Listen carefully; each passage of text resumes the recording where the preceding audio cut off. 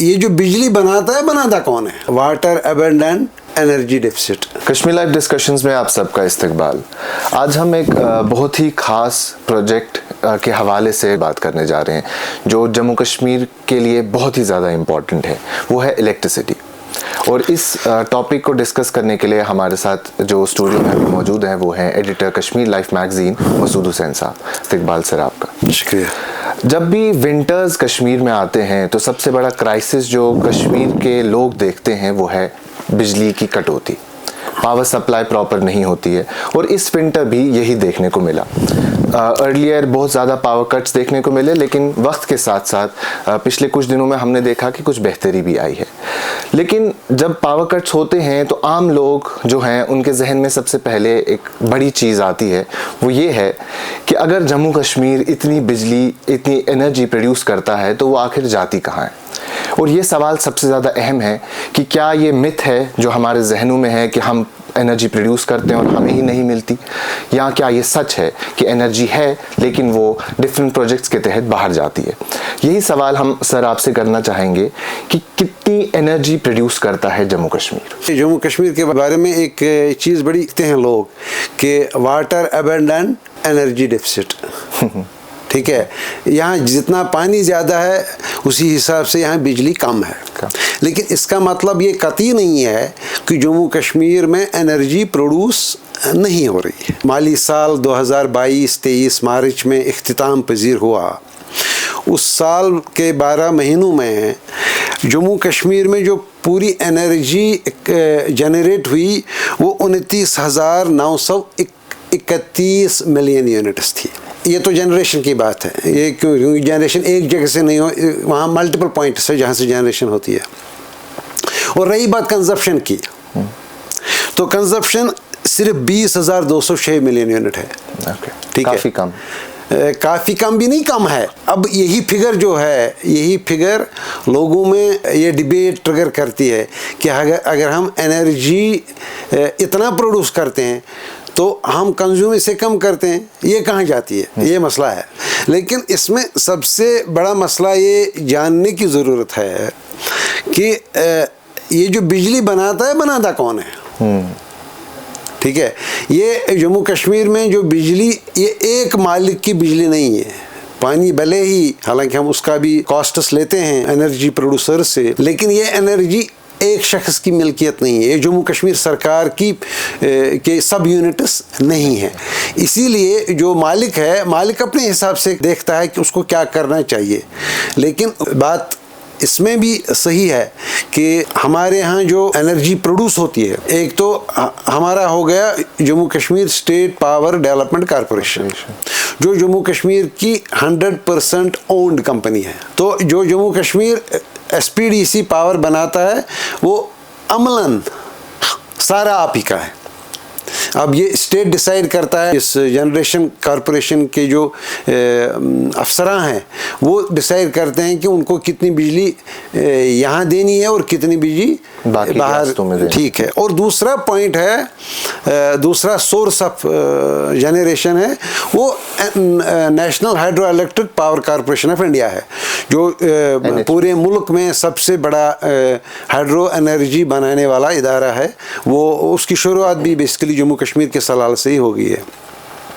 तो उसमें आपका ओनरशिप नहीं है, एंटाइटलमेंट है लेकिन ओनरशिप नहीं है। लेकिन अगर हम ये देखेंगे कि जो पिछले साल ये 29,000 से ज़्यादा मिलियन यूनिट्स की जो पैदावार हुई, उसमें से NHPC के जो 8 प्रोजेक्ट हैं जम्मू कश्मीर में, उनमें उन्होंने प्रोड्यूस की एनर्जी 24,740 मिलियन यूनिट्स। आप समझ गए, जो 29,000 में से 24,740 मिलियन यूनिट्स NHPC के 8 प्रोजेक्ट प्रोड्यूस कर रहे हैं। और उसके बाद रहा आपका JK SPDC ने 2022-23 में 5,191 मिलियन यूनिट्स एनर्जी प्रोड्यूस की है। मिलियन यूनिट्स प्रोड्यूस की है, काफ़ी कम। क्योंकि बेसिकली क्या है कि जम्मू कश्मीर में अगर आप देखेंगे, ये NHPC जो है, NHPC के 8 बड़े प्रोजेक्ट्स हैं इस वक्त जम्मू कश्मीर में। ये जो 8 प्रोजेक्ट हैं, ये NHPC का एक बहुत बड़ा एसेट है। मतलब अगर आप देखेंगे 2021-22 में NHPC जो पूरी एनर्जी जनरेट की पूरे मुल्क के प्रोजेक्ट से, उसका 50% आया जम्मू कश्मीर से, 50% जनरेशन। और अगर आप 22-23 की बात करेंगे तो 49% एनर्जी जो उन्होंने प्रोड्यूस की, इसको क्लीन एनर्जी कहते हैं, तो ये पूरे जम्मू कश्मीर से आ गई। ये है एनर्जी का सीन प्रोडक्शन का। हमारे यहाँ एक तीसरा एक सोर्स ऑफ एनर्जी भी है, लेकिन वो भी पाइपलाइन में है, वो अभी बना नहीं है। वो ये है कि हमने 2 कॉरपोरेशंस और बनाई हैं जम्मू कश्मीर में, जिनमें NHPC और JKSPDC की साझेदारी है, जॉइंट वेंचर है। वो एक है जिसको हम CVPP कहते हैं, जिसमें 4 प्रोजेक्ट्स हैं। एक पकलडुल है 1000 मेगावाट का, कीरू है 624 मेगावाट का, कावर है 540 मेगावाट का, किरथाई है 930 मेगावाट का, और दूसरी एक कंपनी है बिजली बनाने का एक और स्टेशन बन रहा है, उसको रातले कहते हैं। वहाँ वो 800 मेगावाट 850 मेगावाट का 5वां प्रोडक्ट है जो साझेदारी में होगा। इस पूरी साझेदारी, ये जो 5 प्रोजेक्ट्स हैं 2 कंपनीज में, इसमें JKSPDC की ओनरशिप 49% है और जो NHPC की ओनरशिप है वो 51% है। लेकिन ये पांचों के पांचों प्रोजेक्ट जो हैं, जो जब बन जाएंगे तो 3944 मेगावाट का ये बिजली में इजाफा हो जाएगा। लेकिन अभी ये डिफरेंट स्टेज ऑफ इम्प्लीमेंटेशन है। इनमें से कोई प्रोजेक्ट अभी एनर्जी नहीं बना रहा है। सर, आपकी बात से पहली चीज तो ये क्लियर हो गई कि Jammu Kashmir sufficient energy produce करता है। हाँ। जो लोगों के जहनों में ये चीज है कि हम बहुत बिजली प्रोड्यूस करते हैं, हमारे पास बहुत सोर्सेज हैं, रिसोर्सेज हैं और बहुत सारी कंपनीज इधर काम करती है, वो चीज इस हद तक क्लियर हो गई कि हाँ, हम बिजली एनर्जी जो है वो प्रोड्यूस करते हैं। लेकिन रहा सवाल अब इस बात का, जैसे आपने कहा कि 2 बड़े स्टेक होल्डर्स है, एक स्टेट का है और एक नेशनल लेवल का है, NHPC है, और उसके बाद Jammu Kashmir state power development corporation है। तो इसमें आपने कहा जो स्टेट का पावर डेवलपमेंट कॉरपोरेशन है वो स्टेट ओन्ड है, उसमें जम्मू कश्मीर की सरकार या एडमिनिस्ट्रेशन की मर्जी रहती है कि वो कितनी बिजली अपने पास रखे और कितनी बिजली बाहर बेचे। लेकिन सबसे पहले हम NHPC की बात करेंगे, क्योंकि आपने जो फिगर्स बताए उस हिसाब से तकरीबन 95% जो है वो NHPC के प्रोजेक्ट्स प्रोड्यूस करते हैं एनर्जी। तो NHPC में जम्मू कश्मीर का कितना शेयर है, जम्मू कश्मीर को कितनी बिजली मिलती है, और दूसरी चीज आपने बताई हम जो पानी वो इस्तेमाल करते हैं उसके कॉस्ट भी लेते हैं। ये जो एनर्जी सेक्टर है ये बहुत कॉम्प्लेक्स एक मैकेनिज्म होता है, इसी सिर्फ ओनरशिप पर ही नहीं चलता। ओके। देखिए, जब आप एक प्रोजेक्ट बनाते हैं, ये प्रोजेक्ट इसमें ये लॉन्ग गेस्टेशन प्रोजेक्ट्स होते हैं। ये आज आपने शुरू की तो कल नहीं बन पाएगा। ये इसको पहले तो डिज़ाइन होता है, पहले लोकेशन होती है, फिर डिज़ाइन होता है, सर्वेज होते हैं। उसके बाद जो सबसे बड़ा मसला होता है वो पैसे का होता है, क्योंकि अगर आप मान लीजिए अगर आप कहीं 1 मेगावाट मतलब एवरेज, हालांकि 1 मेगावाट का प्रोजेक्ट बनाना बड़ा मुश्किल है क्योंकि उसमें कास्ट ज़्यादा हो जाएंगे, लेकिन अगर आप 1000 मेगावाट का प्रोजेक्ट बनाएंगे तो इतना पैसा किसी के पास नहीं होता है। तो आपको क्या करना पड़ता है, ये बेसिकली हम सोचते तो ऐसे ही हैं कि नहीं जी ये तो हमारा प्रोजेक्ट है तो एनर्जी तो हमको होनी चाहिए, लेकिन ऐसा नहीं होता। ऐसा इसलिए नहीं होता, काम तब शुरू होता है जब आपके पास फाइनेंशियल क्लोजर हो प्रोजेक्ट का। फाइनेंशियल क्लोजर का मतलब ये है आम आदमी की ज़ुबान में, वो ये कि आपके पास अगर खर्चा 100 रुपया है तो आपके पास पहले ही पता होना चाहिए ये 100 रुपया कहाँ से आ जाएगा, तभी आप प्रोजेक्ट पे काम करेंगे। सोर्स ऑफ फंडिंग कहाँ से हो जाएगा। तो यूजुअली क्या होता है कि मोर देन अप टू 80% जो पैसा इसमें लगता है, खर्च होता है, वो पैसा किसी कंपनी का भी नहीं होता, वो पैसा बैंक का होता है। उसमें कंसोर्टियम्स बन जाते हैं, 5-10 बैंक इकट्ठे हो जाते हैं और फिर एक प्रोजेक्ट फंड करते हैं। अब उनके लिए मतलब बैंक तो एक कारखाना है जहाँ नफ़ा और नुकसान देखा जाता है, वहाँ सोशल रिस्पॉन्सिबिलिटी का एलिमेंट होता है, लेकिन अब उसको हमने कॉर्पोरेट सोशल रिस्पॉन्सिबिलिटी बना दिया है तो वो बहुत कम होता है प्रॉफिट का, लेकिन इसमें नफ़ा नुकसान की बात होती है। तो जब नफ़ा की बात आती है तब बैंक ज़रूर ये देखता है कि अगर हम इस प्रोजेक्ट पे इन्वेस्टमेंट कर रहे हैं तो क्या वो इन्वेस्टमेंट पहले वापस आएगी, नंबर 1। नंबर 2, तो कितना मुनाफा कमाएगा? तो क्या इसमें इतनी स्ट्रेंथ होगी? क्योंकि जब प्रोजेक्ट बन जाता है, प्रोजेक्ट में काफ़ी मशीनें लगती हैं, लोग लगते हैं, वक्त लगता है, उसका सूद है, तो ये सब कुछ जमा होके एक बड़ी खर्ची रकम बन जाती है।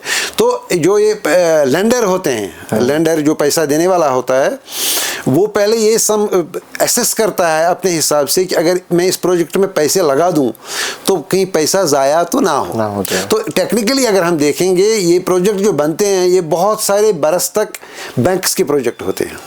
मैं इसकी मिसाल आपको दे दूंगा बगलिहार की। बगलिहार जो एसपीडीसी है, एसपीडीसी के 13 प्रोजेक्ट्स हैं, लेकिन 13 में से एक ही प्रोजेक्ट ऐसा है जो बड़ा है, 900 मेगावाट का, 450 एक Baglihar phase 1, Baglihar phase 2 450 megawatt का, 900 मेगावाट का। लेकिन उसमें भी चक्कर ये है कि उसमें भी पहले जो पहला फेज़ था बगलिहार का, अभी 1-2 साल पहले ही वो डेट फ्री हो गया, क्योंकि उसका जो मैक्सिमम पैसा वहाँ से हम कमाते थे, एनर्जी हम बेचते थे। मतलब यहाँ श्रीनगर में एहतजाज तो होते रहते थे कि भैया बिजली दो, लेकिन बिजली कहाँ से देते? बिजली तो ऑलरेडी हमने एग्रीमेंट किया था लोगों से, क्योंकि हमें पैसे चाहिए थे, तो वो नॉर्मल प्रोसेस होती है, ठीक है। तो डेट फ्री अभी हो गया बगलिहार 1। अच्छा, बगलिहार 2 जो हमारा है, लोग तो ये समझ रहे होंगे कि 450 मेगावाट का दूसरा फेज़ भी है, लेकिन कोई नहीं जानता कि वो सिर्फ 3 महीने चलता है, वो भी पीक समर में, अगर वाटर डिस्चार्ज अच्छा रहे। तो उन 3 महीनों में जो वहाँ का पैसा आता है बिजली का, वो तो कर्जे की अदायगी में जाता है। तो ये प्रोजेक्ट जो होते हैं, यही हाल होता है एनएचपीसी के प्रोजेक्ट्स का भी। अच्छा, रही बात अगर पानी आपका है तो आपको एनएचपीसी फॉर इंस्टेंस देता क्या है? तो इसका एक एग्रीमेंट ऑलरेडी है कि आप कोई भी एनएचपीसी प्रोजेक्ट ले लें, उसमें आपको रॉयल्टी मिलती है 12.5% एनर्जी की। मतलब अगर 100 मेगावाट कोई भी प्रोजेक्ट बनाता है, 100 मेगावाट कोई भी प्रोजेक्ट बनाता है, तो उसका 12.5% की बिजली आपको फ्री मिलती है। वो रॉयल्टी वो हमेशा मिलती रहेगी आपको। तो इसके अलावा जो बाकी 87.5% बिजली उस प्रोजेक्ट की होगी, उस पर आपका इख्तियार नहीं है, वो आपको खरीदनी होगी। आप उसके डिफरेंट तरीके होते हैं, क्योंकि मैंने पहले ही अर्ज़ किया कि जो एनर्जी है बहुत ही कम्प्लेक्स मार्केट है। तो इसमें एनर्जी जनरेशन अलग से देखी जाती है, ट्रांसमिशन अलग से देखी जाती है, कश्मीर पावर डिस्ट्रीब्यूशन वो डिस्कॉम अलग से होता है, और पावर ट्रेडिंग बेसिकली वो अलग से देखी जाती है। तो ये बड़ा थोड़ा कम्प्लेक्स गोरख धंधा है। तो अब आप पूछेंगे कि फिर जम्मू कश्मीर की एनर्जी कहाँ से आती है? बिल्कुल, देखिए वो भी एक अजीब मसला है।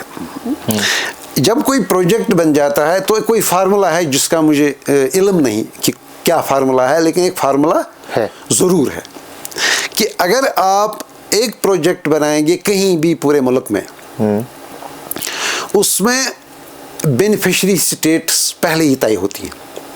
ओके, आप समझ गए? ये प्रोजेक्ट है, इसकी बेनिफिशियरी स्टेट कौन कौन होगी, वो डिज़ाइन के फ़ौरन बाद होता है कि इसमें किसका कितना, मतलब मान लीजिएगा, देखिए मैं आपको बता दूं, मगर मैंने आपको जो इतनी पूरी कहानी बता दी, इस कहानी में ये तो पता नहीं आपको चला कि अगर हमारी एनर्जी जम्मू कश्मीर में एसपीडीसी की 5000 मिलियन यूनिट रही और 12.5% हमको एनएचपीसी से आ गया, लेकिन इसके बाद जो हमने 20,206 मिलियन यूनिट्स कंज्यूम किए पिछले माली बरस में, वो कहाँ से आए? ठीक है ना, वो एक जेन्युइन सवाल बन जाता है। तो देखिए पूरे मुल्क में इस वक्त जो है, जो मेरी फिगर्स हैं, हो सकता है कि कोई तब्दीली इनमें रिसेंटली आई हो जिसका मुझे इल्म ना हो, 60 बड़े प्रोजेक्ट हैं बिजली के, 60। तो उसमें ये पूरा जो इंस्टॉल्ड कैपेसिटी होती है, इंस्टॉल्ड कैपेसिटी होता है वो कैपेसिटी कि अगर पूरा इसको इनपुट हो तो फिर इसका आउटपुट इतना होगा, ठीक है। अगर फिर पानी कम हो गया तो आउटपुट में भी कमी आ जाएगी।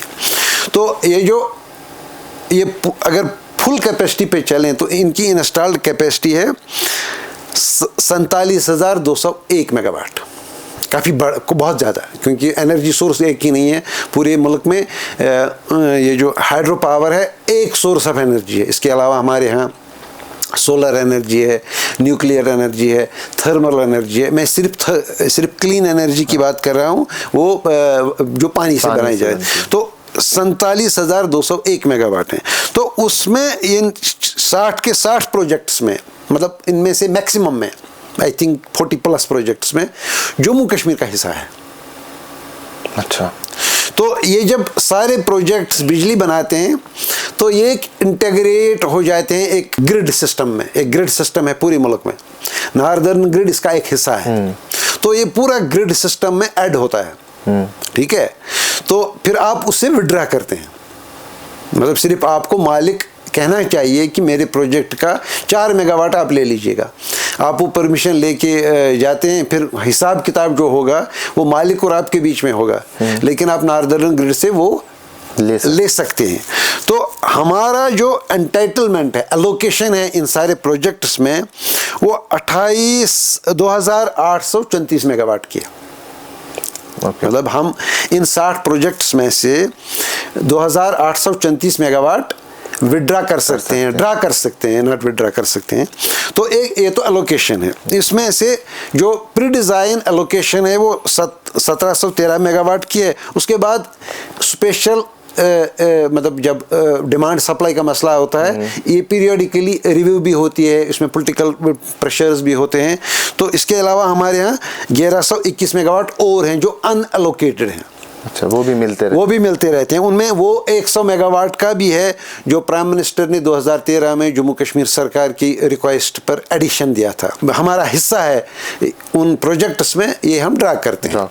ये ऐसा मुमकिन है कि मान लीजिएगा समर में नया तजुर्बा है जो शायद जम्मू कश्मीर के पावर डिपार्टमेंट ने शुरू किया, और मुझे लगता है ये अमलाया जा रहा है बाकी जगहों पे भी। वो क्या करते हैं कि अगर आपको किसी प्रोजेक्ट में 4 मेगावाट आपके हैं, आपके पास 4 मेगावाट हैं, आप ड्रा कर सकते हैं उससे, लेकिन आपको यहाँ अपनी सफिशिएंट एनर्जी है, जैसे कि समर में होता है।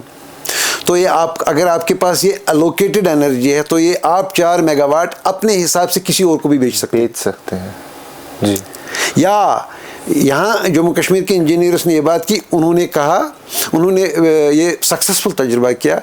उनकी जो एक्सेस एनर्जी एलोकेशन में होती थी वो उन स्टेट्स को देते थे जिनको समर में रिक्वायरमेंट हुआ करती थी, वहाँ लोड शेडिंग ज़्यादा होती थी। वो उनका कहते थे कि आप हमारा शेयर ले सकते हैं, लेकिन इसके बदले आप हमको विंटर में ये वहाँ दे सकते हैं। ये एनर्जी बार्टर का जो सिलसिला था जम्मू कश्मीर के इंजीनियर्स ने शुरू किया। जम्मू कश्मीर के इंजीनियर्स ने क्रेडिट गोज टू देम कि उन्होंने बहुत सारे तजुर्बे किए, उन्होंने कैसे काम किया और कैसे ये जो बत्ती हमारे घर में जलती है कैसे इसको जलाने के लिए बहुत सारे लोग कैसे इनोवेटिवली काम करते हैं।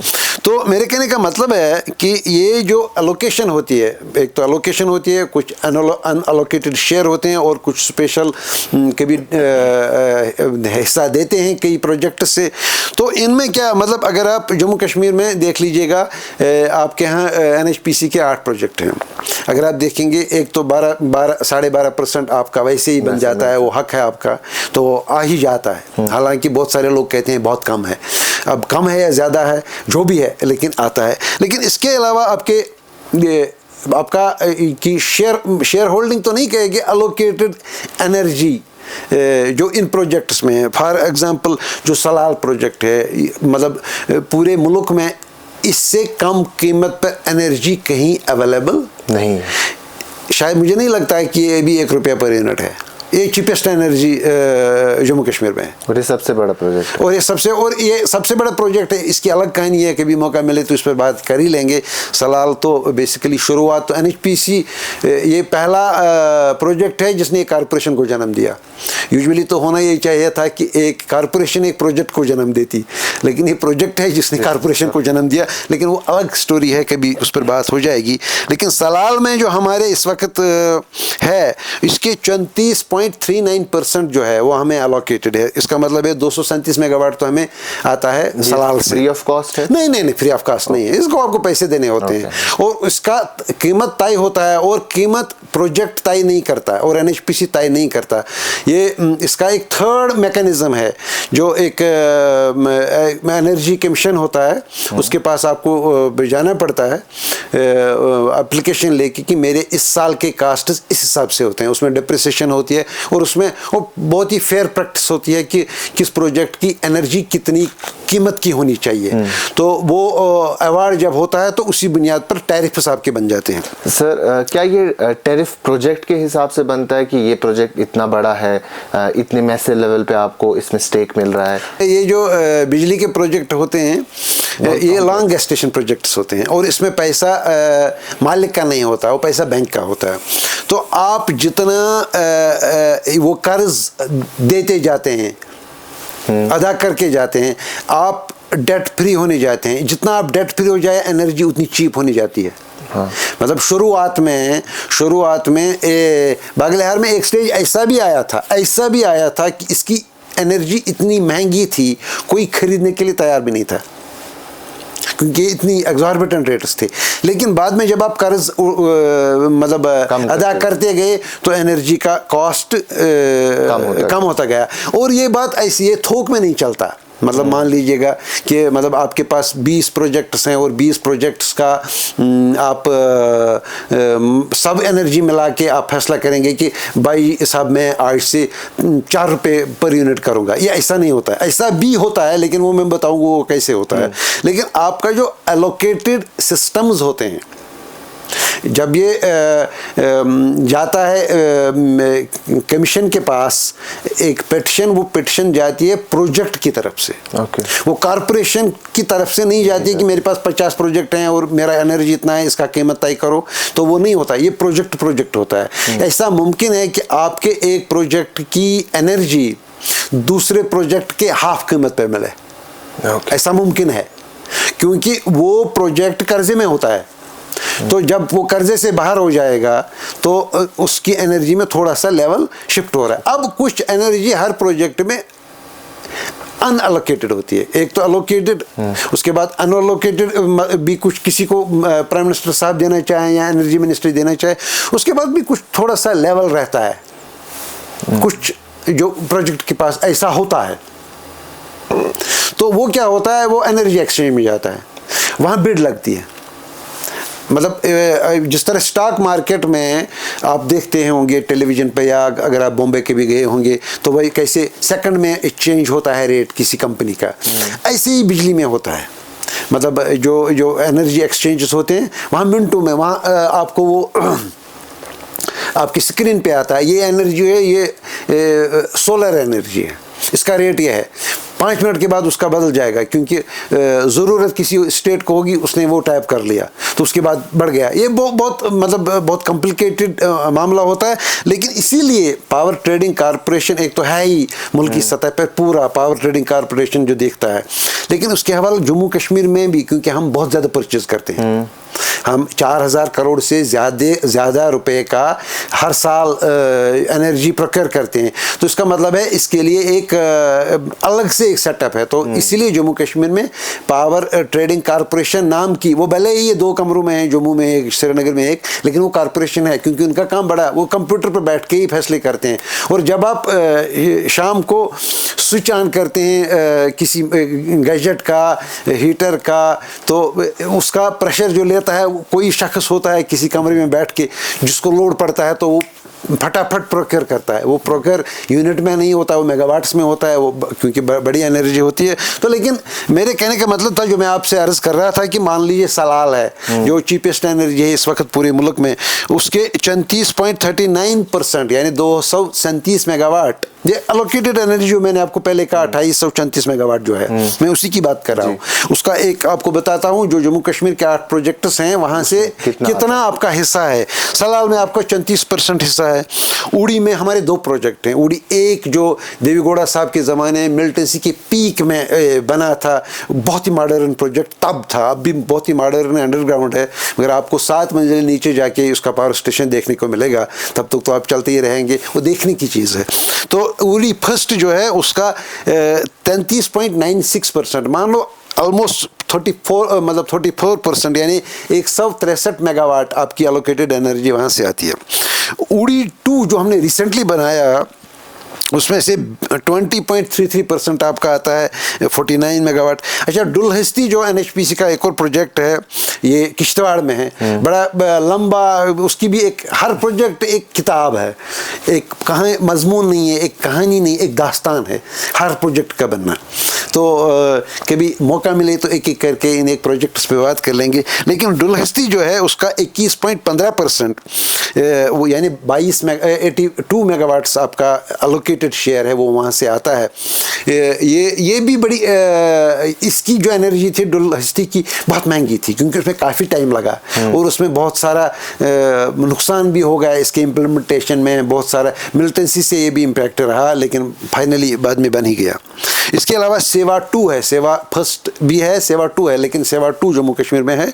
तो वहाँ से आपको 23 मेगावाट आते हैं, 19.17%।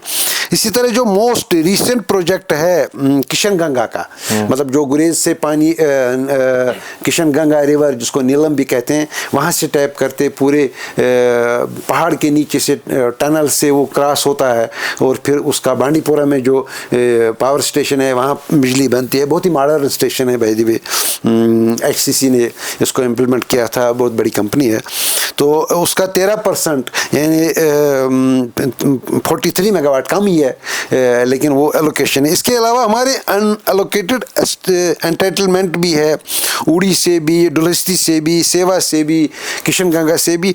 तो हम इन सारी चीज़ों से, सारी जगहों से ये एनर्जी ड्रा करके अपनी कंजप्शन के लिए, मतलब अपने जो हमारी रिक्वायरमेंट जम्मू कश्मीर में देखते हैं। सर, एक सवाल इस सब से मेरे जहन में आया कि 8 बड़े प्रोजेक्ट्स आपने कहा NHPC के जम्मू कश्मीर में हैं, तो क्या जिस भी स्टेट में NHPC या कोई भी बड़ी कंपनी, कोई भी बड़ी कॉरपोरेशन प्रोजेक्ट्स एस्टैब्लिश करती है, क्या उस रियासत का या उस यूनियन टेरिटरी का पहला हक बनता है उस एनर्जी पे? आइडियली तो बहुत सारे लोग कहते हैं होना चाहिए। जम्मू कश्मीर में जो हमारे पॉलिसी मेकर्स रहे हैं, शायद उनकी नज़रें इस तरफ बहुत पहले से नहीं गई, लेकिन बाद में इस पर बड़ी बातें हो गई।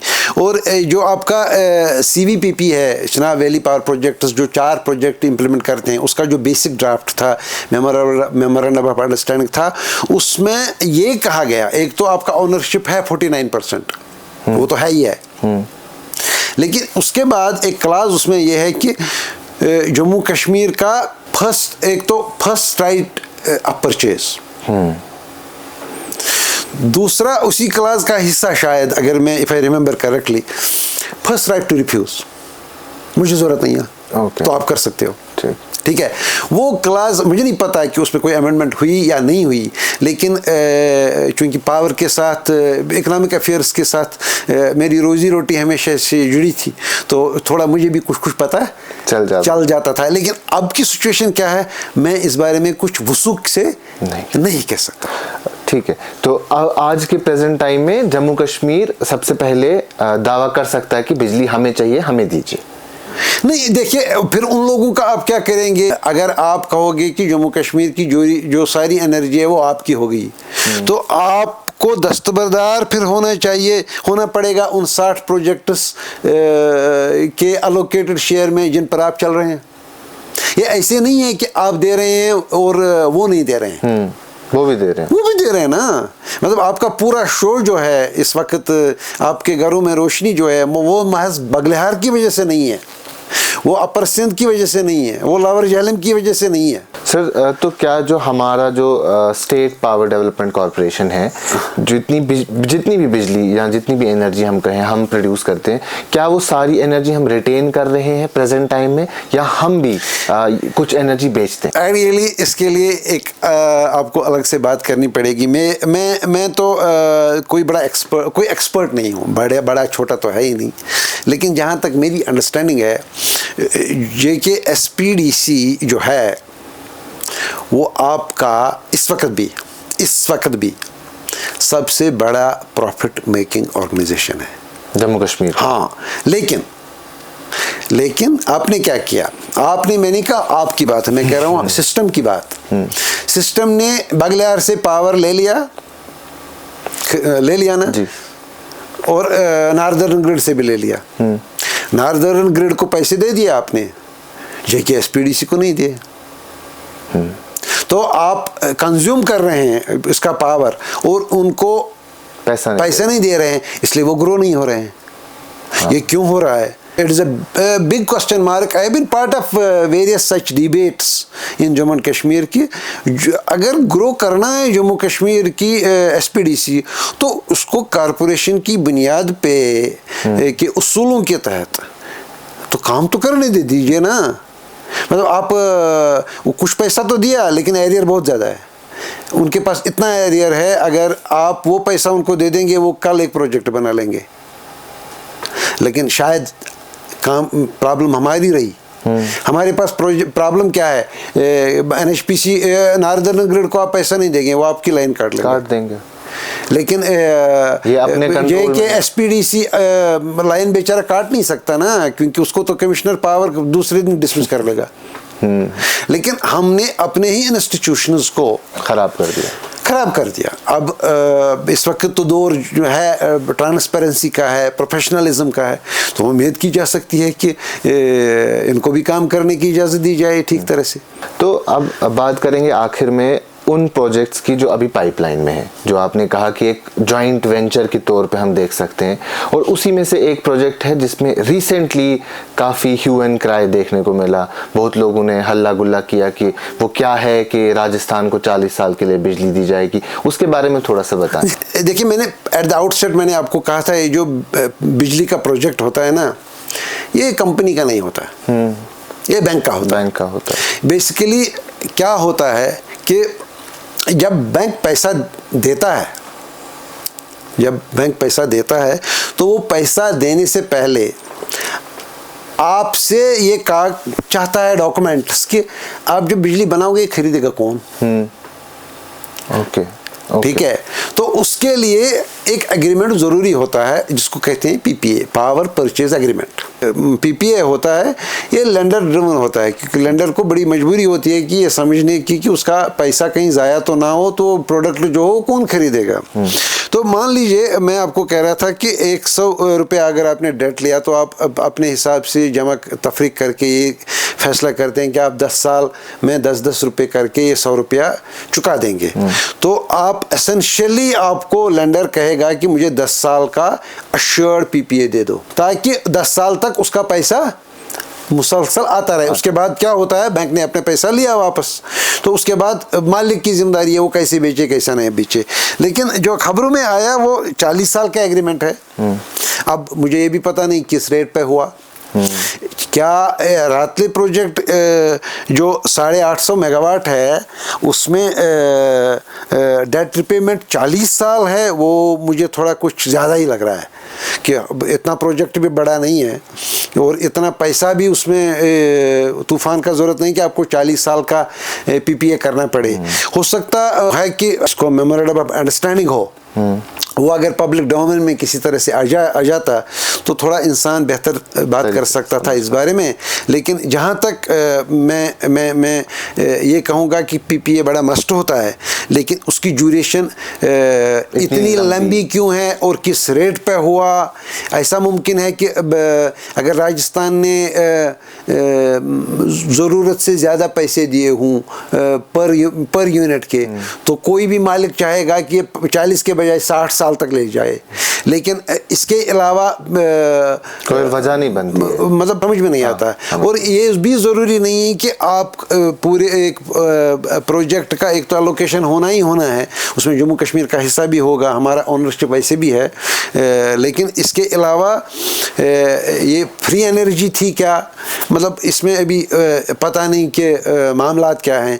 अब जो बातें आती हैं, रिएक्शन आते रहते हैं, वो तो आते रहेंगे, लेकिन किसी मसले पर बात करना जब तक आपके पास पूरी इंफॉर्मेशन ना हो, मुझे लगता है वो ज़्यादती है। लेकिन जहाँ तक रातले की भी है, रातली एक बेचारा प्रोजेक्ट है, तो हम उम्मीद करें भले किसी का भी घर रोशन हो, जल्द रोशन हो। और ये जो बिजली अभी बेची नहीं, क्योंकि प्रोजेक्ट अभी मिडवे है, तो लेकिन कुछ बात आगे बढ़े उसके लिए ज़रूरी है कि पहले हम देखें कि मामलात क्या हैं। हमारे जो इंजीनियर्स हैं जम्मू कश्मीर के, उन्होंने बहुत सारे इनोवेशंस किए, बहुत सारी तरकीबें की ताकि जम्मू कश्मीर के जो घर हैं वो हमेशा रोशन रहें। उनको भी आपने कहा कि बहुत सारे क्रेडिट है जो जम्मू कश्मीर के इंजीनियर्स को, पावर डेवलपमेंट के इंजीनियर्स को जाते हैं। इनोवेशन तो बहुत ज़्यादा है, बहुत ज़्यादा है। जम्मू कश्मीर में हमने अपने इंजीनियर्स को बहुत अंडर वैल्यू किया है, इतना अंडर एस्टिमेट किया है उनको। जब हमने बगलिहार बनाया, पूरी सरकार में हलचल मचा दी, पता नहीं किसने, कि अब प्रोजेक्ट तो बन गया, अब इसको मैनेज कौन करेगा। जम्मू कश्मीर के इंजीनियर कह रहे थे JK SPDC के, क्योंकि हम शुरू से इसके साथ रहे, हमें पता है, लेकिन सरकार थी कि मानती नहीं, तो उन्होंने NHPC को लाया 1 साल के लिए और बहुत सारा पैसा दे दिया उनको। बाद में तो खैर जब गुड सेंस प्रिवेल्ड, तो वो प्रोजेक्ट हमारे इंजीनियर बहुत यंग है, बहुत young, the entire lot is young. मैं गया हूँ, मैंने देखा है पूरा। और चुनाव अगर शांत है तो नेमत है, अगर कभी इसका सर चकरा गया तो पता नहीं क्या क्या कर सकता है। तो ऐसा तो हो नहीं सकता। लेकिन इनका एक क्रेडिट जाता है कि ये छोटे छोटे प्रोजेक्ट से बड़े बड़े काम लेते हैं। देखिए, जम्मू कश्मीर जो SPDC है, इसके 13 प्रोजेक्ट हैं। 13 प्रोजेक्ट में एक ही प्रोजेक्ट बड़ा है, बगलिहार। बाकी छोटे हैं, 100, 150, 120, 200, 300। मैं सब प्रोजेक्ट्स को दिखाया हूँ अपने कैरियर में। तो आपको पता है, जब वाटर डिस्चार्ज हमारे वाटर बॉडीज़ में नीचे जाता है, तो ये लोग शाम को क्या करते हैं, ये लोग दिन में छोटे छोटे बांध बनाते हैं, इन छोटी छोटी नदियों में जो फीड करते हैं हमारे प्रोजेक्ट्स को। उसको कश्मीरी में कहते हैं डांगजुन। वो पहले उसमें पत्थर लगाते हैं, तो पूरा एक तालाब बनाते हैं बड़ा। तो शाम को वो पानी डाइवर्ट करते हैं वाटर चैनल्स की तरफ, जो फीड करता है हमारे छोटे प्रोजेक्ट्स को। तो दिन में अगर वो उस कम लेवल के पानी से कोई प्रोजेक्ट आपका चल नहीं सकता है, क्योंकि आपका डिस्चार्ज उतना कम होता है। लेकिन जब शाम को बहुत सारा पानी इकट्ठे आ जाता है, तो ये फुल कैपेसिटी पे चलते हैं।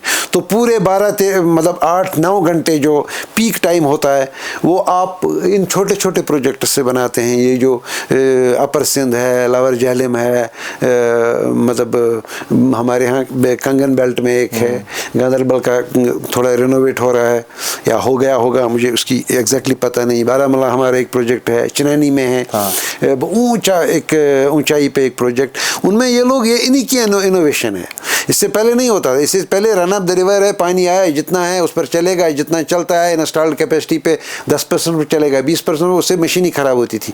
लेकिन ये दिन में प्रोजेक्ट बंद रखते हैं और वो पानी जमा करते हैं, फिर शाम को वो हार्वेस्ट करते हैं ताकि हमारे घरों में रोशनी हो। तो कहने का मतलब ये है कि थोड़ा हमको अपने टैलेंट, तो अपने जहानत और अपने इल्म और अपने तजुर्बे, जब हम ही खुद को क्रेडिट ना दें तो हमें कौन क्रेडिट देगा। बिल्कुल, आपने बात की थी शुरू में कि कुछ ऐसे प्रोजेक्ट्स भी हैं जो एज अ जॉइंट वेंचर है, लेकिन वो अभी पाइपलाइन में है। उन्हीं प्रोजेक्ट्स में से एक प्रोजेक्ट ऐसा है रातले, जो बहुत ही ज़्यादा खबरों में रहा पिछले महीनों से, जहाँ ऐसा देखने को मिला, सुनने को मिला, उस पर कुछ पॉलिटिकल क्लास का भी रिएक्शन आया कि क्यों ये प्रोजेक्ट 40 साल के लिए राजस्थान को दिया जा रहा है। इस हवाले से थोड़ी सी इस पर रोशनी डालें। रातले की कहानी कुछ अच्छी कहानी नहीं है शुरू से। तो this is a project that remained mired in one or the other controversy for a very long time. तो उसके बाद अब फाइनली इसको जॉइंट वेंचर में लिया गया है। जैसे कि मैंने पहले ही कहा कि ये जो प्रोजेक्ट होते हैं ये मालिक के नहीं होते हैं, ये बैंक के होते हैं। और बैंक पैसा देने से पहले ये देखता है कि ये जो प्रोजेक्ट बन रहा है इसकी जो एनर्जी है वो खरीदेगा कौन। तो हर प्रोजेक्ट के लिए के फाइनेंशियल क्लोजर के लिए ये ज़रूरी है कि उनके पास पहले ही एग्रीमेंट्स हों कि ये बिजली खरीदेगा कौन। अब बिजली खरीदेगा कौन, ये इसकी बुनियाद होती है कि आप कितने में दे दोगे। बिल्कुल, क्योंकि बिजली की कीमतें जो हैं रोज़ बरोज़ बदलती जा रही हैं। एक स्टेज ऐसा भी आया था रिसेंटली, मतलब नॉट सो रिसेंटली, कि आपको हाइड्रो एनर्जी एक्स अमाउंट में मतलब लोग पीछे पीछे होते थे कि हमको दे दो, हमको दे दो, ठीक है। लेकिन बाद में सोलर एनर्जी का जंप ऐसा आ गया कि हाइड्रो एनर्जी की रेट ही नीचे आ गई, ठीक है। और कभी आपने देखा होगा कि मतलब जो रिसेंटली जंग हुई थी वहाँ रूस और यूक्रेन के बीच में, तो हमारे यहाँ फ्यूल जो कोल होता है उसमें कोई डिस्टर्बेंस हो गई तो पूरे मुल्क में हलचल मच गई कि बिजली के रेट्स कहाँ से कहाँ पहुँच गए। और जब से एनर्जी फ्री मार्केट में आने लगी तब से आप का कंट्रोल ही नहीं है इसकी कीमतों पे। Thank you sir. ये थे मसूद हुसैन साहब। हो सकता है कि मैंने आपके साथ इस बातचीत में कुछ ऐसी बातें भी कही होंगी जो सुन के हमारे बहुत सारे इंजीनियर थोड़ा मुस्कराएंगे। तो मैं उनको ये कहना चाहता हूँ कि मेरा इलेक्ट्रिकल इंजीनियरिंग के साथ कुछ नहीं है। जो भी है आपके साथ उठक बैठक करके ही मैं ये कुछ चीज़ें जमा कर लाया हूँ जो मैंने आपके साथ शेयर की। मैं कोई एक्सपर्ट नहीं हूँ, ये जहन में रहिएगा। सो हम उम्मीद करते हैं कि आप लोगों के जहन में जो कुछ सवालात थे बिजली के हवाले से, एनर्जी के हवाले से, वो ये प्रोग्राम देख के क्लियर हो जाएंगे। Thank you so much.